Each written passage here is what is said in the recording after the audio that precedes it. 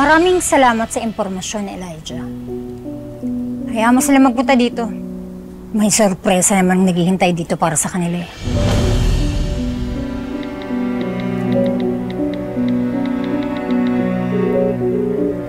Pumunta ka dito. Bilisan mo.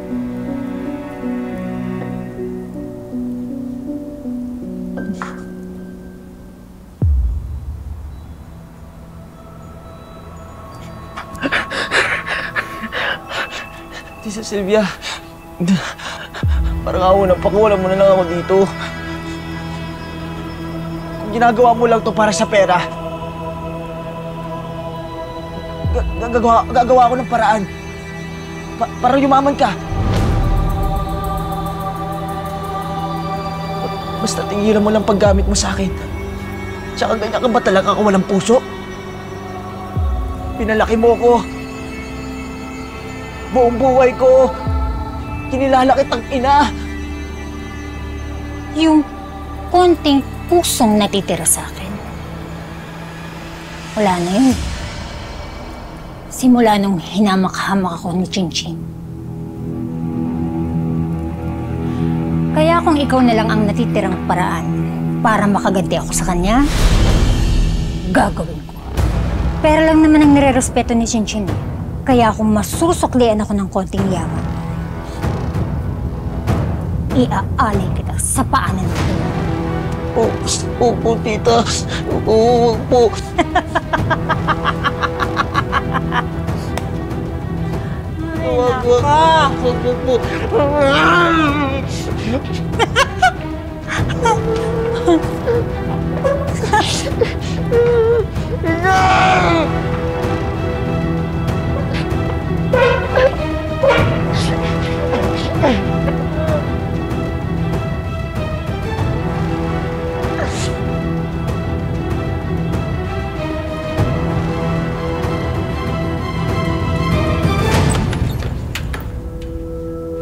Ano to? Sigurado ka ba? Dito din na si Anton? Opo, kitang-kita po namin. Dito po talaga.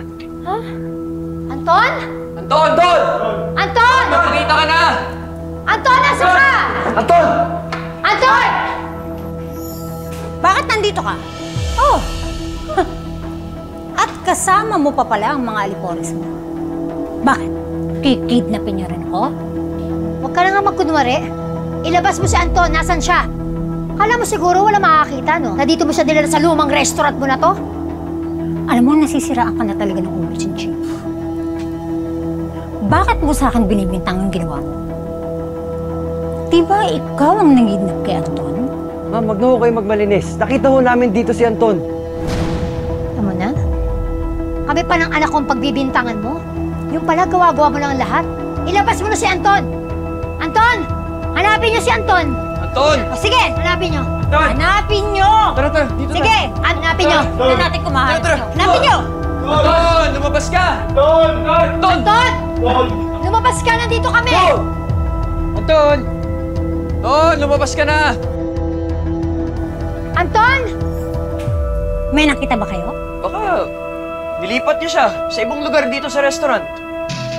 Kahit na balik-baliktarin niyo pa ang inang sulok ng restaurant nito, wala kayong makikita ng Anton. Mga hibang!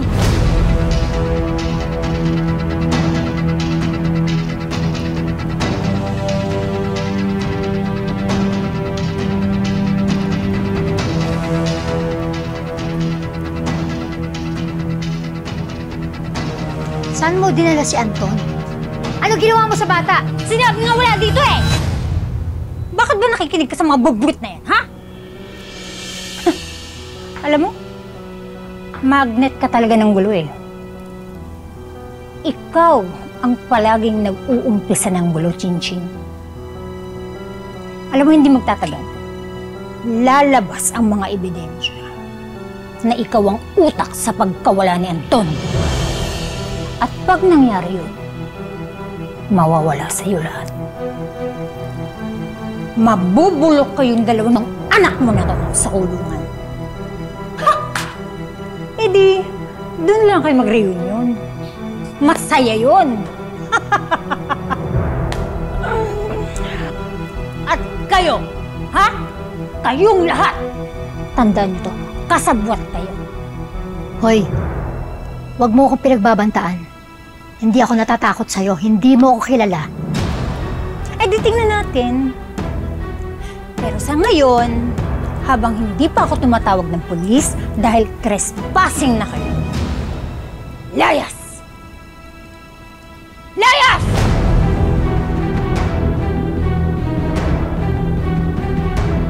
Lumayas kayo dito! Ano? Alis!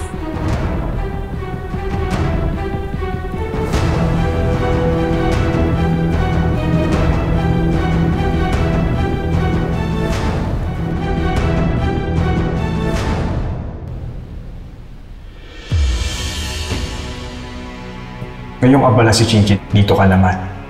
Kapag na-discover nilang dito ka pala sa opisina itinago ni Chinchit, sigurado na ang pagkasira ng reputasyon niya. Sino nang magtitiwala sa kanya? Hindi lang itong eskwela na mawawala kay Chinchit, pati na ang bago niyang na-discovering anak.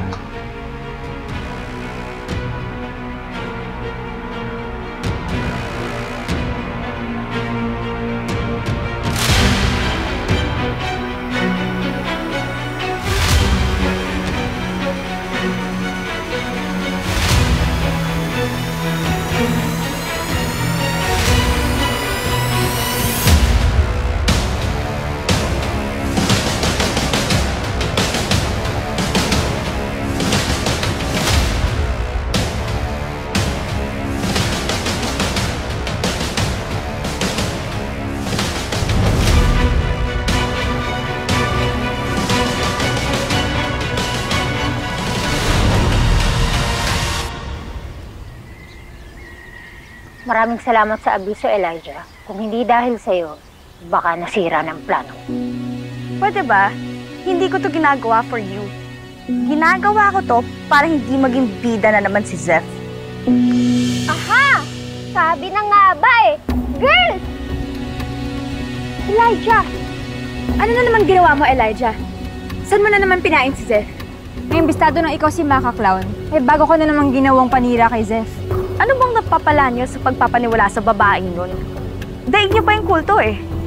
Naniniwala kami kay Zeph kasi hindi siya nanloloko o nanalamang ng tao. Hindi siya kagaya mong mata pobre. Wow! Ganyan ba talaga kayo ka-cheap?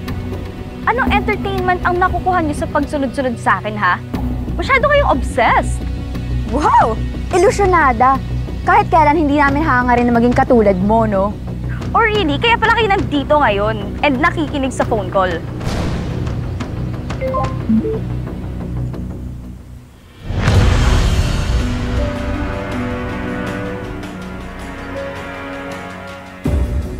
Teka lang ba? Teka, sa... Ano? Kagapos?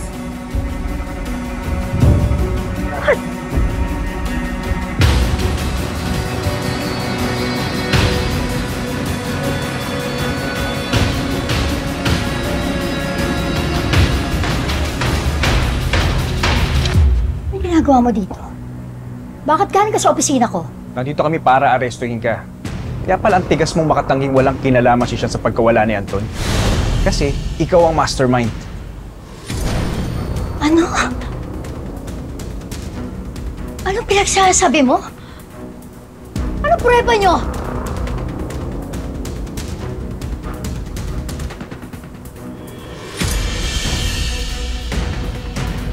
Anonymous tip mula sa isang concerned student.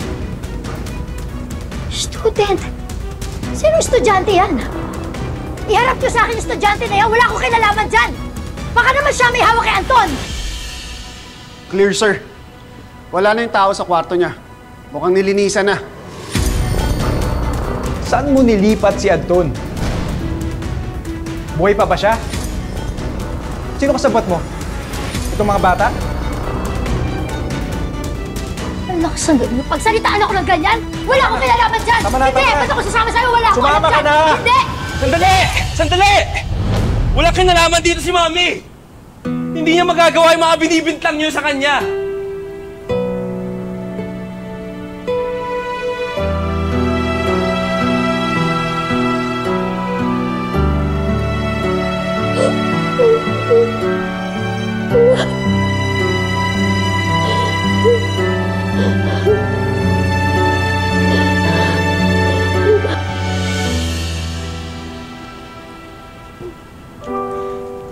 I'm sorry, Mom. I'm sorry. Tulungan na. It's okay. Okay. Lalaban tayo. Lalaban tayo. Ginigipit nila tayo, pero lalaban tayo. Kaya natin to. Kaya na akong pakialam. Ang importante sa akin, tanggap mo na. Tanay mo. Salamat, anak. Tama na yan. Tama na yan. Sa presinto nyo lang tuloy drama nyo. Kamag-alala. Ayun na. Sige na! Tara na po. Babalik ako na.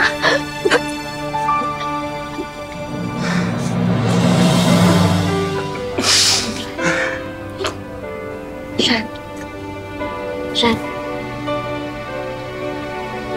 Hindi tayo magpapatalo kay Aling Sylvia, okay? Alam natin na siya may kinalaman sa pagkawala ni Anton. Yun ang totoo.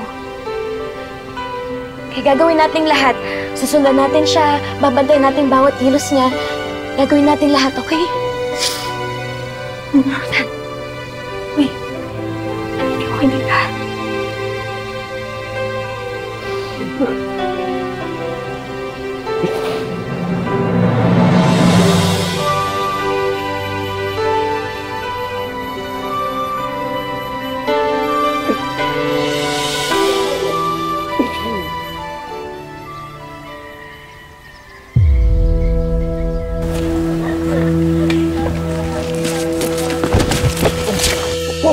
Ano ka ba? Sir! Kilala mo ba kung sino siya? Siya ang bagong may-ari ng Maka Academy. Siya si Mr. Carlito Mendez. Sir, pasensya na ho talaga. Hindi ko sinasadya. Sir! Sige na. Sir, pasensya na ho. Ingat eh. Takbo ng takbuhan dito.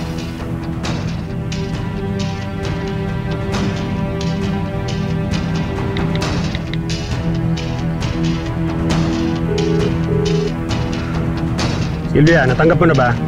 Tinatransfer ko na ang pera sa account mo. Isa lang ang dapat mong siguraduhin. Ang hindi na makalabas ng kulungan si Chinchin. Linisin mo na ang dapat mong linisin. Lahat ng basura dyan, Sylvia, itapon mo na. Oo naman. Akong bahala. Sisiguraduhin ko na walang makakapagturo na may kinalaman tayo sa kidnapping para masira si Chinchin. At pagkatapos nun, edi yung yun ay Maka. Si Anton nga pala, inibig ko na ang pinagtataguan.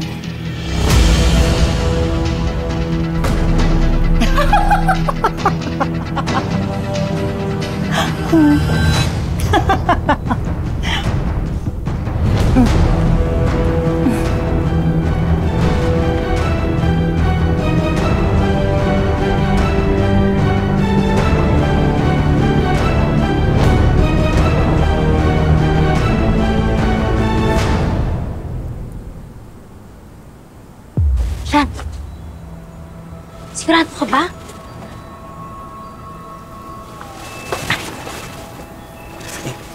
Uy, Diyan yung tumuli si Aling Sylvia. baka nandyan si Anton. Chef, huwag ka na kaya sumama. Ako na lang magbabantay dito. Ayoko mapahamak ka dahil sa pagtulong mo sa amin ni Mami Chinchin eh. Ano ka ba? Kailangan natin matuntun si Anton. Yun lang yung tanging paraan para mapatunayan nating inosente talaga yung mami mo.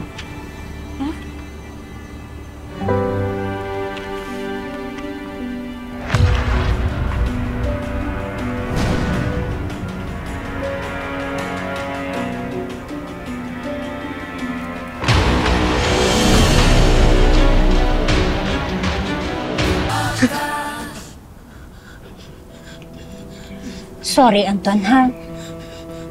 Wala pala akong maternal instinct. Kayang-kaya kitang ipagpalit sa limpak na salaping ibinayad sa akin ni Mr. Mendel. Tita Sylvia, hindi ako magsusumbong. Hindi ako magsasalita. Pakawalan mo lang ako dito. Walang makakaalam sa nangyari. Malaking pera ang nakataya dito. At sa'yo din nakasalalay ang pagkabulok ni Chinching sa kulungan. Kapag hindi ka nila nakita, syempre, ang iisipin nila, tinatago ka pa rin niya.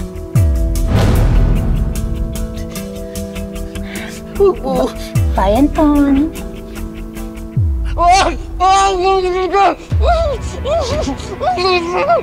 Ingay! Ha?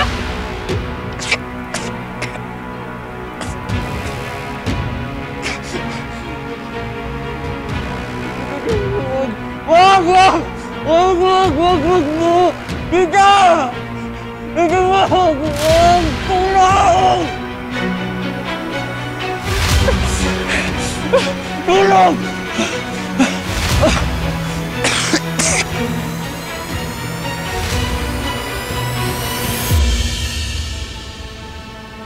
Siguraduhin mong walang matitira.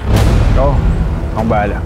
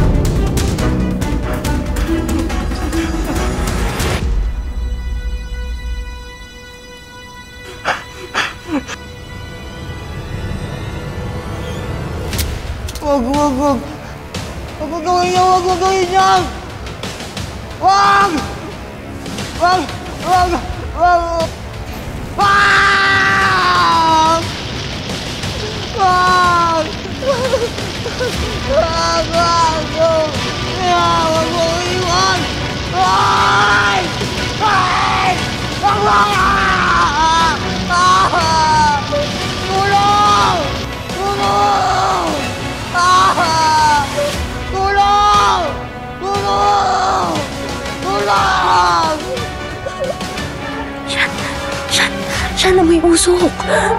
Dito ka lang. Siya, mag-ingat ka. Anton!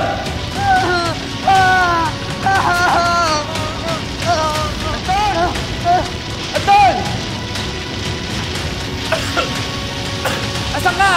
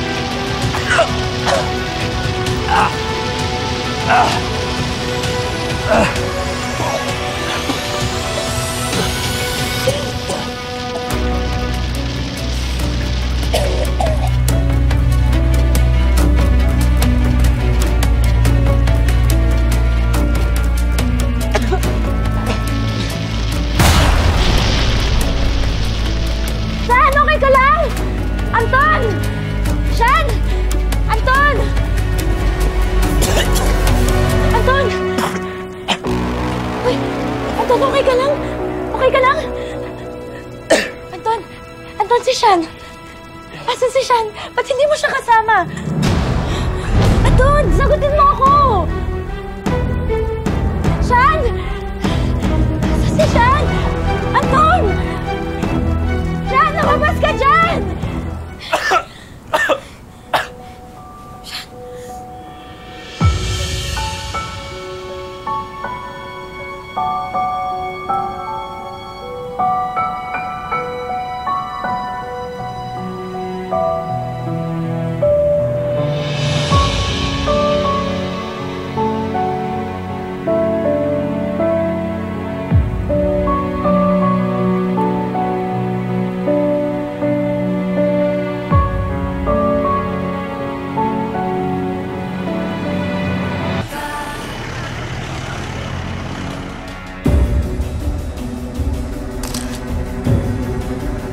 Ayan, dapat lang yan sa'yo. Dadamay mo pa kami dyan sa mga kalokohan mo.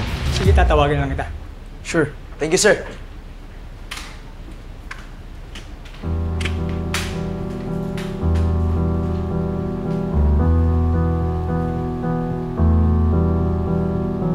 Wala kang kwentang anak! Pagkatapos ng mga sakripisyong binigay ko sa'yo! Kanino pa ba ako magmamana? Ikaw nagturo sa akin maging ganto. Tita Sylvia.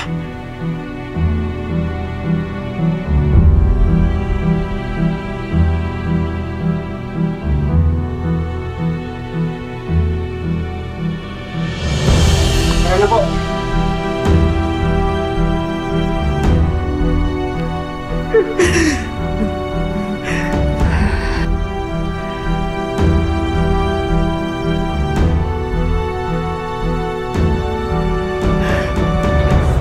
Tara na!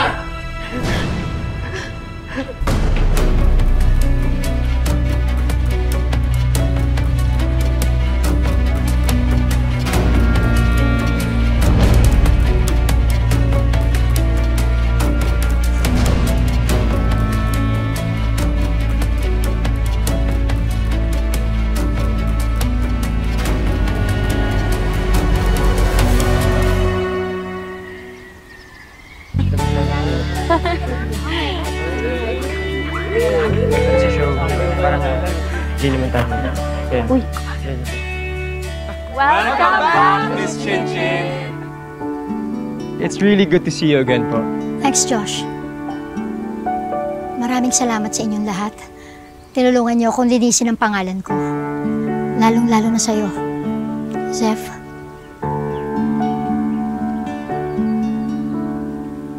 Maraming salamat. Pasensya ka na, ha? Nabulagan ako ng inggit at selo sa atensyon ng anak ko. Pero ngayon, naiintindihan ko na ginagawa mo lang ang lahat para sa kapakanan ni Sean. Maraming salamat.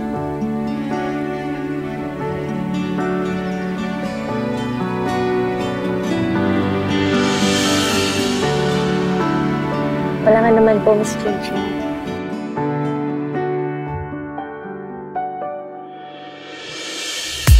Your Makabarkada moves on. Samahan niyo kami pumasok sa bagong mundo. Abangan!